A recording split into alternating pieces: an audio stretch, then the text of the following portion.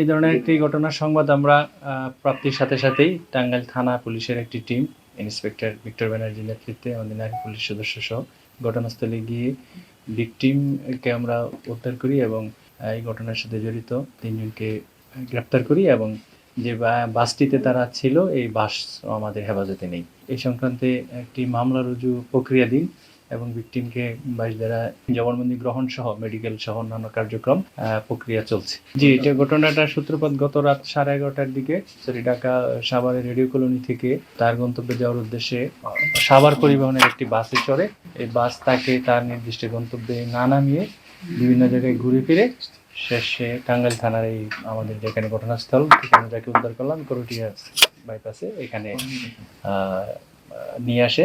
পরবর্তীতে আমাদের প্রথমে হাইওয়ে পুলিশ নিকটস্থ কাছাকাছি দূরত্বে ছিল, তারা সংবাদ পায় বা তাদের কাছে সাহায্য চায় ভিকটিম।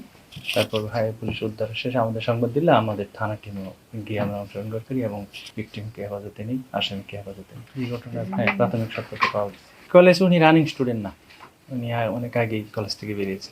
এটা যাচাই চলছে, এটা